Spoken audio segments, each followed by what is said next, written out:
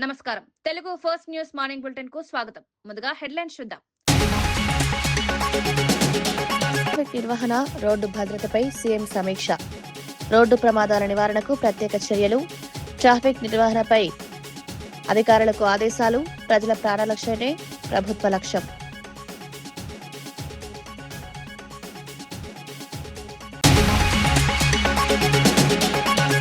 పుట్టినరోజున కుటుంబంతో కలిసి మొక్కలు నాటిన కేటీఆర్. ప్రతి పుట్టినరోజున ఒక మొక్క నాటాలని పిలుపు. పచ్చని తెలంగాణ కోసం హరితహారానికి మద్దతు. మొక్కలు నాటి సంరక్షించాలని సూచన.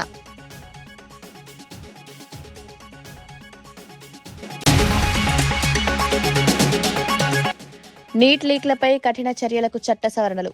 పరీక్షల అక్రమాలపై కఠిన శిక్షలకు సిద్ధం. పేపర్ లీక్ కేసులకు ఫాస్ట్ ట్రాక్ కోర్టుల ప్రతిపాదన. పరీక్షల పారదర్శకతకు కేంద్ర కీలక నిర్ణయం.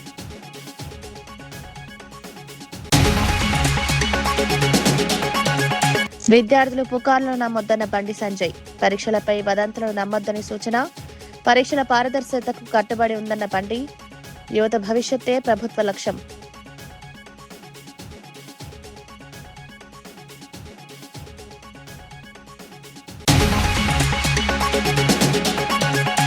బీఆర్ఎస్ పై స్పందించిన నేతలు ఎందుకన్న మహేష్. నేటి అంశంపై బీఆర్ఎస్ మౌనాన్ని ప్రశ్నించిన కాంగ్రెస్. విద్యార్థుల కోసం కాంగ్రెస్ పోరాటం. బీఆర్ఎస్ రాజకీయాలను ప్రజలు గమనిస్తున్నారన్న మహేష్. తెలంగాణలో ట్రాఫిక్ నిర్వహణను మరింత సమర్థవంతంగా మార్చడంతో పాటు రోడ్డు ప్రమాదాల నివారణకు చేపట్టాల్సిన చర్యలపై ముఖ్యమంత్రి రేవంత్ రెడ్డి ఉన్నత స్థాయి సమీక్ష నిర్వహించారు. ఎంసీఆర్హెచ్ఆర్డీలో జరిగిన ఈ సమావేశంలో ప్రభుత్వ సలహాదారులు సుదర్శన్ రెడ్డి, రామకృష్ణారావు, ప్రధాన కార్యదర్శి సంజయ్ జాజు, డీజీపీ సివి ఆనంద్తో పాటు వివిధ శాఖల ఉన్నతాధికారులు పాల్గొన్నారు. నగరాలతో పాటు రాష్ట్ర వ్యాప్తంగా పెరుగుతున్న ట్రాఫిక్ రద్దీ, ప్రమాదాల నివారణ, ఆధునిక ట్రాఫిక్ మేనేజ్మెంట్ వ్యవస్థల అమలుపై అధికారులు సీఎంకు వివరించారు. ప్రమాదకర ప్రాంతాలను గుర్తించి ప్రత్యేక చర్యలు తీసుకోవాలని, రహదారి భద్రతపై ప్రజల్లో అవగాహన పెంచాలని సూచించారు. సీసీ కెమెరాల వినియోగం, ఇంటిగ్రేటెడ్ ట్రాఫిక్ కంట్రోల్ వ్యవస్థ, అత్యవసర సేవల సమన్వయంపై కూడా చర్చించారు.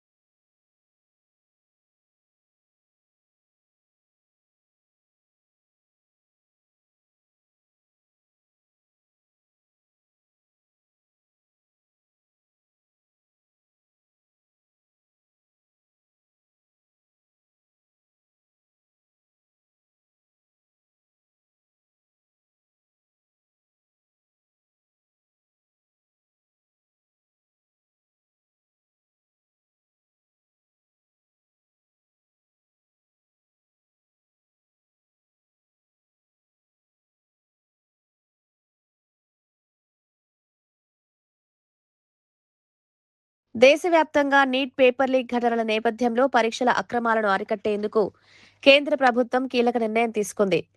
పబ్లిక్ ఎగ్జామినేషన్స్ చట్టం 2024లో సవరణలకు కేంద్ర మంత్రివర్గం ఆమోదం తెలిపింది.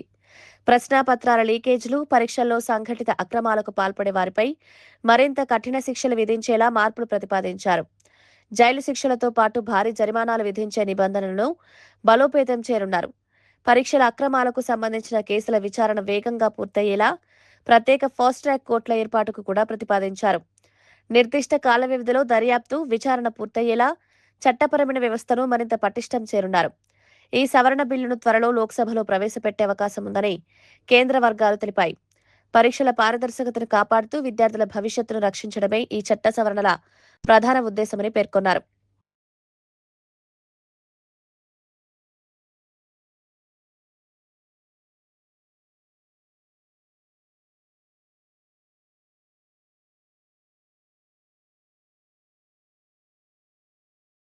నీట్ పేపర్ లీక్ వివాదం నేపథ్యంలో విద్యార్థులు పుకార్లను నమ్మి ఆందోళన చేయవద్దని కేంద్ర మంత్రి బండి సంజయ్ సూచించారు. కమ్యూనిస్టులు, అరాచక శక్తులు సనాతన ధర్మానికి, హిందూ సమాజానికి వ్యతిరేకంగా ఉద్దేశపూర్వకంగా అలజడులు సృష్టిస్తున్నారని ఆరోపించారు. పరీక్షల వ్యవస్థలో సంస్కరణలు తీసుకురావడంపై ప్రధాని నరేంద్ర మోదీ ప్రభుత్వం స్పష్టమైన విధానంతో ముందుకు సాగుతోందన్నారు. పరీక్షల పారదర్శకత, విద్యార్థుల భవిష్యత్తు రక్షణ కోసం కేంద్రం అవసరమైన చర్యలు తీసుకుంటుందని వివరించారు. వదంతులను నమ్మి తమ భవిష్యత్తును పాటు చేసుకోవద్దని విద్యార్థులకు సూచించారు. ప్రభుత్వం తీసుకొస్తున్న మార్పులపై విశ్వాసం ఉంచాలని, పరీక్షల నిర్వహణను మరింత పటిష్టంగా మార్చేందుకు చర్యలు కొనసాగుతున్నాయని తెలిపారు. రాబోయే రోజుల్లో కూడా ఇటువంటి అక్రమాలు జరగకుండా అనేక సంస్కరణలు తీసుకొచ్చి పొరపాట్లు జరగకుండా ఉండడానికి అనేక చట్టాలు తీసుకొస్తున్నాం. కానీ దీనికి ఈ ప్రతిపక్ష పార్టీలో ఆ పార్టీలో వాళ్ళ వలలో పడకుండా, అరాచక శక్తుల యొక్క ట్రాప్లో పడకుండా, సోషల్ మీడియాలో వస్తున్న వదంతులను నమ్మకుండా మీ భవిష్యత్తును కాపాడుకోవాలని చెప్పి, మీ బంగారు భవిష్యత్తును కాపాడుకోవాలని చెప్పి మనస్ఫూర్తిగా ఈ వేదిక ద్వారా వాళ్ళకి అప్పీల్ చేస్తా ఉన్నాం.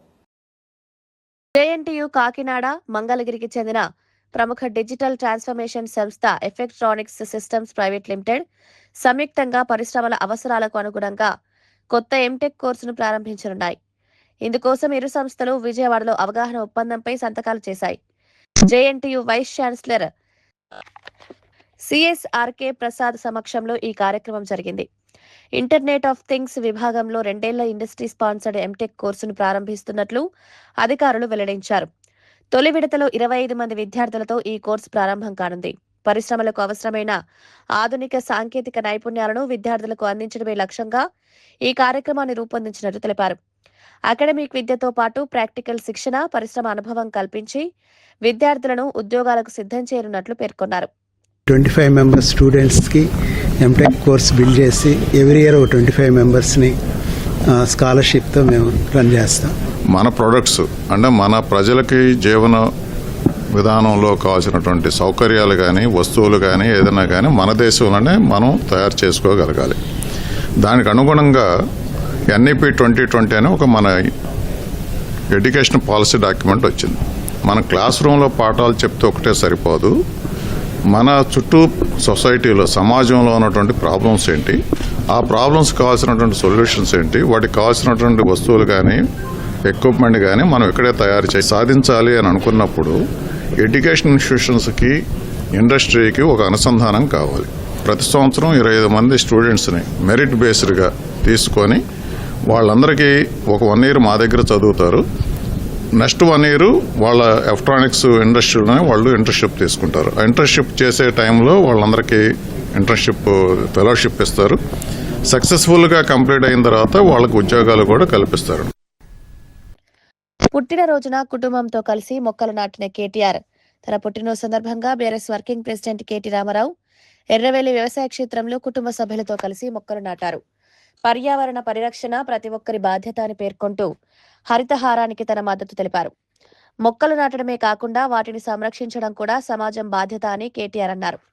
భావితరాలకు పచ్చని తెలంగాణను అందించాలంటే ప్రతి ఒక్కరూ కనీసం ఒక మొక్కను నాటి దాన్ని పెంచాలని పిలుపునిచ్చారు. వాతావరణ మార్పులు, పెరుగుతున్న కాలుష్యం నేపథ్యంలో పచ్చదనం పెంపు అత్యంత అవసరమని పేర్కొన్నారు. ప్రతి పుట్టినరోజు, ప్రతి శుభకార్యాన్ని మొక్కలు నాటే కార్యక్రమంతో అనుసంధానం చేయాలని పిలుపునిచ్చారు.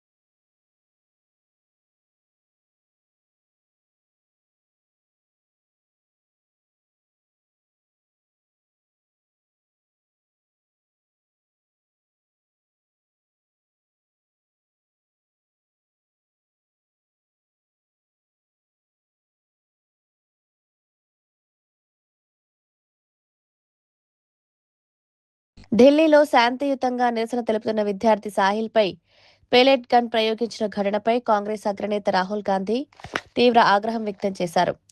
ఢిల్లీ యూనివర్సిటీ విద్యార్థి అయిన సాహిల్ కుటుంబానికి అండగా ఉండేందుకు పార్ట్ టైం ఉద్యోగం చేస్తూనే పోటీ పరీక్షలకు సిద్ధమవుతున్నాడని తెలిపారు. ఎస్ఎస్సీ పేపర్ లీక్ బాధితులైన అతను పరీక్షల పారదర్శకత కోసం నిరసనలో పాల్గొనగా ఇప్పుడు ఒక కన్నుచూపును కోల్పోయే ప్రమాదంలో ఉన్నాడని పేర్కొన్నారు. ప్రశ్నలు అడిగినందుకు జవాబుదారీతనం కోరినందుకు విద్యార్థులకు ఇలాంటి శిక్ష విధించడం ప్రజాస్వామ్యానికి మంచిది కాదన్నారు. సాహిల్తో పాటు న్యాయం కోరుతున్న ప్రతి విద్యార్థికి కాంగ్రెస్ అండగా ఉంటుందని స్పష్టం చేశారు. पीसफुल प्रोटेस्ट कर रहे थे. सरकार ने कहा है कि कोई पैलेट गन यूज नहीं हुई. कहा है ना, ये देखिए, ये है पैलेट गन. थोड़ा घूम जाओ. इसको कहते हैं पैलेट गन. इसको कहते हैं पैलेट गन.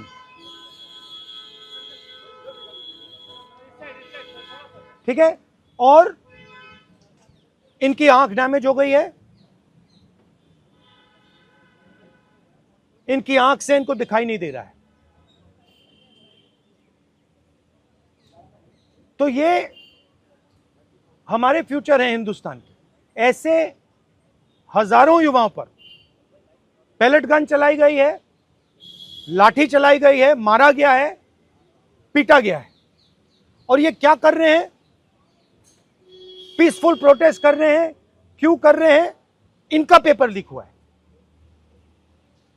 इन्होंने पुलिस का एग्जाम किया, मेहनत की, सालों मेहनत की, और फिर एक दिन इनको बताया गया कि भैया पेपर लीक हो गया है, आपके पास 60-70 लाख रुपए नहीं है, जिसके पास है वो पेपर खरीद के चला गया, आप जानो, आपका काम जाने. और ये लाखों लोगों के साथ हुआ है. इनके माता पिता ने मेहनत के पैसे से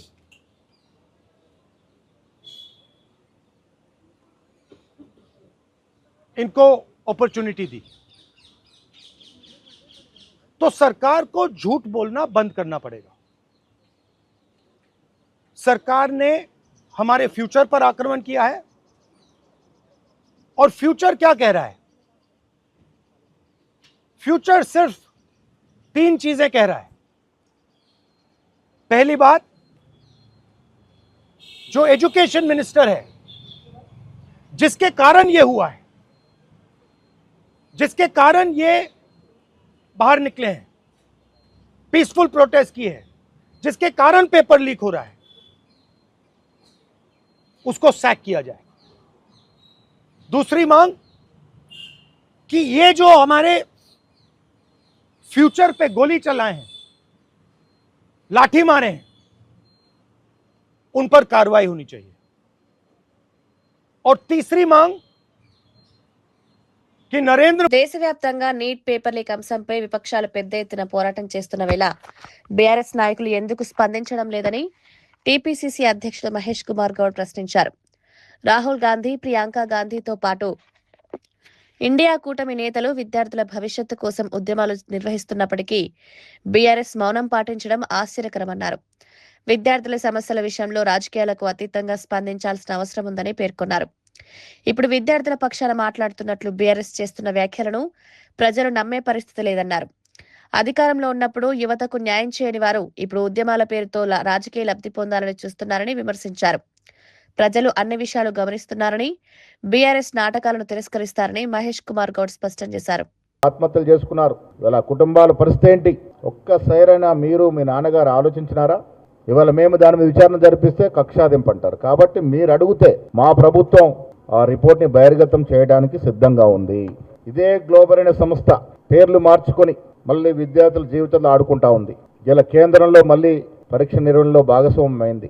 దీన్ని బట్టి మాకు అర్థమయ్యేది ఎక్కడో కేటీఆర్ గారి ప్రమేయం దీంట్లో ఉంది అనేటువంటి మాట అనుమానానికి తావుతీస్తోంది.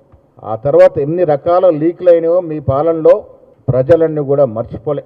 బీఆర్ఎస్ హయాంలో లీక్ల పర్వం ఏ రకంగా సాగింది, వాటిపైన తూతు మంత్రంగా ఏ రకంగా విచారణలు సాగాయి, అవన్నీ కూడా మరుగునెందుకున్నాయి. ఇవాళ ధర్నా చౌక్లో ధర్నా చేస్తున్న కేటీఆర్ గారు వీటన్నిటికీ ఫస్ట్ సమాధానం చెప్పాల్సిన అవసరం ఉన్నది.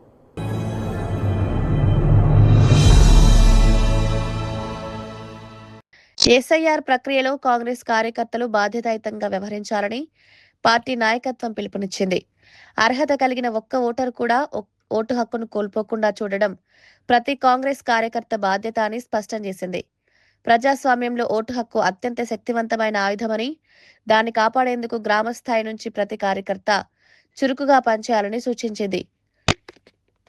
ఓటర్ జాబితాలో అర్హుల పేర్లు తప్పకుండా నమోదయ్యేలా ప్రజలకు సహాయం చేయాలని, అవసరమైన అవగాహన కల్పించాలని కోరింది.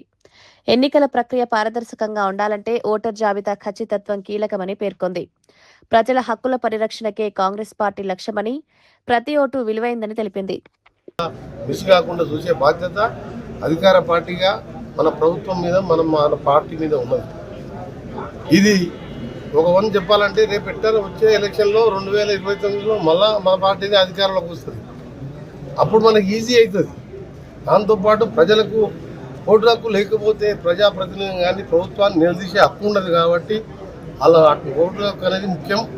ఆ ఓటు హక్కు కోసమే ఈరోజు ఇది ఎన్నికలు ఇవన్నీ తర్వాత సంగతి. మేము చేసే కార్యక్రమాలు చూసి ప్రజలు మళ్ళీ ఆదరిస్తారు. కానీ ఈ ఓటు హక్కు కోసం ఇంకా ఎన్ని రోజులు మా కార్యకర్తలు కష్టపడి పనిచేయాలని యాదగిరిగుట్ట నెంబర్ 1 స్థానంలో ఉన్నందుకు ఇప్పటికీ అభినందిస్తూ వీళ్ళందరినీ కూడా ప్రధానమంత్రిగా రాహుల్ గాంధీ గారు వచ్చే తరంలో కావడం ఖాయం. మొన్ననే పోయినసారి తక్కువ మెజార్ 30-40 సీట్లతోనే మన కూటమి యూపీఏ కూటమి ఓడిపోయింది.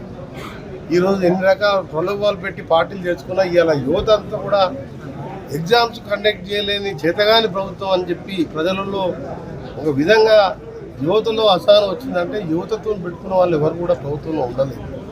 18 నుంచి 35 ఏళ్ళ ఏజ్ ఉన్న వాళ్ళు 40% ఓట్లు ఉంటాయి. వాళ్ళు అనుకుంటే ప్రభుత్వాలన్నీ పడిపోతాయి. ఈరోజు 12 ఏళ్లలో 152 ఎగ్జామ్స్ లీక్ అయినాయి పేపర్లు అంటే ఎంత అసమర్థమ ప్రభుత్వం మీరు అర్థం చేసుకోవాలి. తప్పకుండా ఇవాళ రాహుల్ గాంధీని మీరు కొట్టినా అరెస్ట్ చేసినా ఆయన భయపడకుండా ప్రియాంక గాంధీ కూడా తోడైంది. ఇప్పుడు పార్లమెంట్లో 99 మంది ఎంపీలతో పాటు సమాజ్వాదీ పార్టీ కానీ వీరందరూ కూడా ఉండి వచ్చేది మొత్తం మళ్ళా యూపీఏ ప్రభుత్వం. తప్పకుండా యూపీఏ ప్రభుత్వంలో ఆ రోజు ఉపాధి హామీ పెడితే ఈరోజు దాని పేరు మార్చి కూలీలకు 2 పూటలు అన్నం పెట్టేదాన్ని 40% రాష్ట్రం పెట్టుకోవాలి, 60% కేంద్రం పెడతాం. అంటే ఏ విధంగానో ఆ పథకాన్ని ఎత్తేయాలని చూస్తుంది. ఆ పథకం లేకుంటే ఇలా కూలీల పని, భూమి లేని వారి పని ఏ పరిస్థితి ఉంది? మన్మోహన్ సింగ్, సోనియా ప్రజా సమస్యలపై పార్లమెంట్లో సార్థకమైన చర్చలు జరగాలని, ప్రతిపక్షాల గొంతు నొక్కే విధానాన్ని కేంద్ర ప్రభుత్వం విరమించుకోవాలని భువనగిరి లోక్సభ సభ్యుడు చామల కిరణ్ కుమార్ రెడ్డి అన్నారు. ప్రజాస్వామ్యంలో అధికార పక్షం, ప్రతిపక్షం కలిసి ప్రజా ప్రయోజనాల అంశాలపై చర్చించడం అత్యంత అవసరమని పేర్కొన్నారు. ప్రతిపక్షం లేవనెత్తిన 5 కీలక డిమాండ్లపై కేంద్ర ప్రభుత్వం సానుకూలంగా స్పందించే పార్లమెంటును సజావుగా నడిపేందుకు పూర్తి సహకారం అందిస్తామని స్పష్టం చేశారు. ప్రజల సమస్యలను పక్కనబెట్టి సభా కార్యక్రమాలు ముందుకు తీసుకెళ్లడం సరికాదన్నారు. రైతులు, విద్యార్థులు, యువత, నిరుద్యోగులు ఎదుర్కొంటున్న సమస్యలపై కేంద్రం సమాధానం చెప్పాల్సిన బాధ్యత ఉంది. రెండోది, ఈ పేపర్ లీక్ల మీద డిస్కషన్ కూడా చేయాల్సిన అవసరం ఉంది హౌస్ లో. దీని విషయంలో లీడర్ ఆఫ్ అపోజిషన్ కి సమయం ఇచ్చి మాట్లాడించాల్సిన అవసరం ఉంది. ఒకవేళ అది మాట్లాడిచ్చే ఉంటే గత సెషన్ నుంచి ఈ రోజు ఈ యొక్క ప్రధానమంత్రి ఇంటి దగ్గర ధర్నా చేయాల్సిన పరిస్థితే వచ్చేది కాదు. మూడో అంశం వచ్చి మొన్న 20వ తారీఖు నాడు ఏదైతే కాక్రోచ్ జనతా పార్టీ ఇచ్చినటువంటి పిలుపు మేరకు విద్యార్థులను అమానుషంగా కొట్టినటువంటి విషయాన్ని ఇమీడియట్ గా ఇన్వెస్టిగేషన్ చేయించాలి. నాలుగోది, హోమ్ మినిస్టర్ గారు అమిత్ షా గారు దీని మీద అఫీషియల్ స్టేట్మెంట్ రిలీజ్ చేయాలి. ఐదోది, హోమ్ మినిస్టర్ గారు ప్రత్యేకంగా ఈరోజు హౌస్ లోకి వచ్చి కూడా భారతదేశ ప్రజల ముందు మొన్న జరిగినటువంటి ఇన్సిడెంట్ గురించి మాట్లాడాల్సిన అవసరం ఉంది. ఈ 5 డిమాండ్లను నిన్న రాహుల్ గాంధీ గారు పెట్టడం జరిగింది. ఈ 5 డిమాండ్లను కనుక ఈరోజు వాళ్ళు సభలోకి తీసుకురాకపోతే మేము ఎలాగూ 10:30కు మేము నల్ల దుస్తులు ధరించి ప్రొటెస్ట్ చేపడుతున్నాం మకర్ ద్వార్ దగ్గర. దాంతో పాటు 11ంటికి మేము ఇచ్చిన డిమాండ్లను వాళ్ళు సానుకూలంగా స్పందించి ఈ రోజు కనుక ఈ ఫ్లోర్ మీద ఈ డిస్కషన్స్ అన్ని వచ్చినట్టయితే మేం పార్లమెంట్ ను సజావుగా ముందుకు తీసుకుపోయే ప్రయత్నం చేస్తాము. గతంలో మాదిరిగా ప్రతిపక్ష పార్టీలను మాట్లాడనీయకుండా ప్రతిపక్ష పార్టీలు ఏం చేస్తాయిలే అనుకుంటున్నారు కదా, నిన్ననే రాహుల్ గాంధీ గారు ఏం చేస్తారో చూపించారు. రానున్న రోజులలో ప్రజా సమస్యల మీద ప్రతిపక్షాలకు మైకులు ఇవ్వకుండా గొంతులు నొక్కే ప్రయత్నం చేయొద్దని కోరుకుంటున్నాము. ఎందుకంటే మేము ఎన్నుకోబడ్డది, గెలిచి పార్లమెంట్కి వచ్చింది ప్రజా సమస్యల మీద మాట్లాడటానికి. దళిత మహిళ గంగమ్మ మృతిపై వైఎస్ఆర్సీపీ లీగల్ సెల్ అధ్యక్షుడు మనోహర్ రెడ్డి తీవ్ర అనుమానాలు వ్యక్తం చేశారు. తన కుమారుడు కనిపించడం లేదని ఫిర్యాదు చేసిన గంగమ్మను పోలీసులు లక్ష్యంగా చేసుకుని లాకప్లో వేధించి చంపేశారని ఆరోపించారు. ఈ ఘటనపై నిజాలు బయటకు రాకుండా కుటుంబ సభ్యులను బెదిరించి ప్రమాదవశాత్తు పడి చనిపోయిందని చెప్పాలని ఒత్తిడి తెస్తున్నారని విమర్శించారు. ఈ డెత్ మిస్టరీ వెనుక ఉన్న వాస్తవాలను వెలుగులోకి తీసుకురావడానికి వైఎస్ఆర్సీపీ నిజ నిర్ధారణ కమిటీ పనిచేస్తోందని తెలిపారు. బాధిత కుటుంబానికి న్యాయం జరిగే వరకు పోరాటం కొనసాగిస్తామని స్పష్టం చేశారు. ఈ ఘటనపై స్వతంత్ర దర్యాప్తు జరిపి బాధితులపై కఠిన చర్యలు తీసుకోవాలని ప్రభుత్వాన్ని డిమాండ్ చేశారు.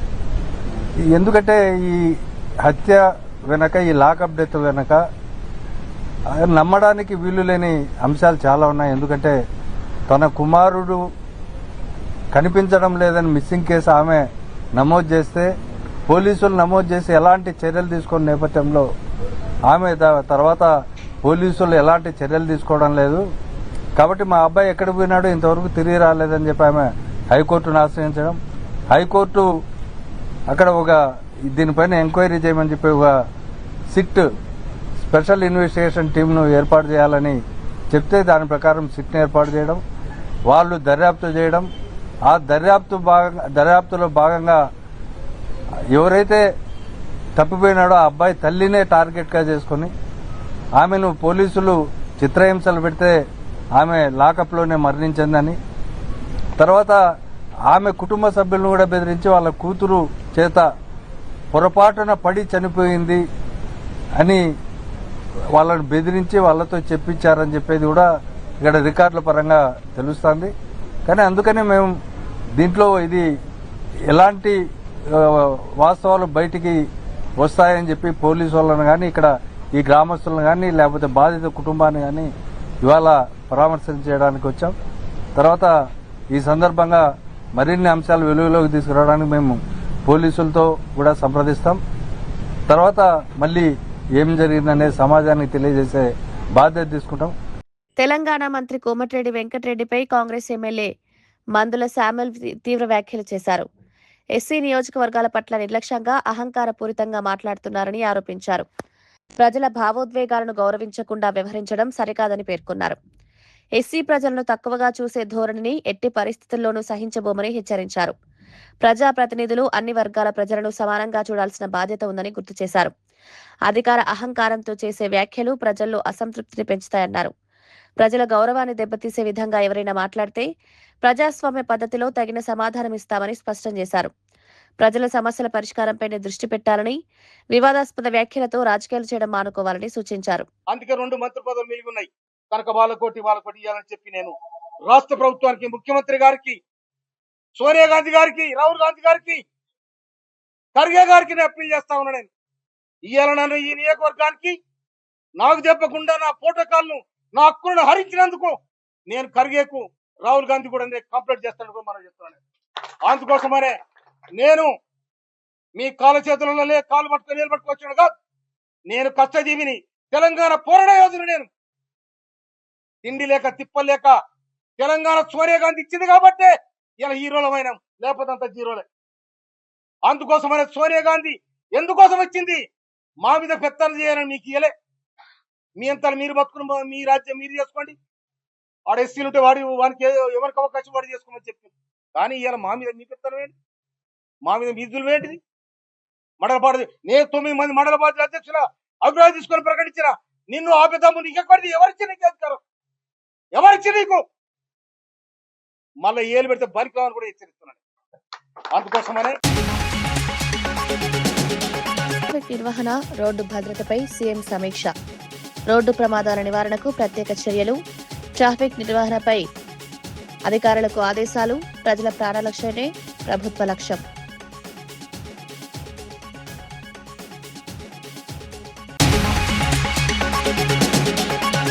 పుట్టినరోజున కుటుంబంతో కలిసి మొక్కలు నాటిన కేటీఆర్. ప్రతి పుట్టినరోజున ఒక మొక్క నాటాలని పిలుపు. పచ్చని తెలంగాణ కోసం హరితహారానికి మద్దతు. మొక్కలు నాటి సంరక్షించాలని సూచన.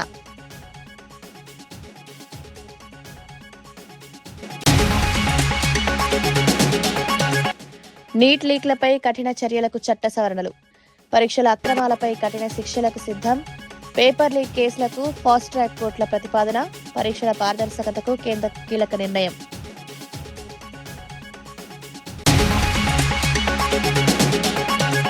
విద్యార్థులు పుకార్లను నమ్మొద్దన్న బండి సంజయ్, పరీక్షలపై వదంతులను నమ్మొద్దని సూచన, పరీక్షల పారదర్శకతకు కట్టుబడి ఉందన్న బండి, యువత భవిష్యత్తే ప్రభుత్వ లక్ష్యం.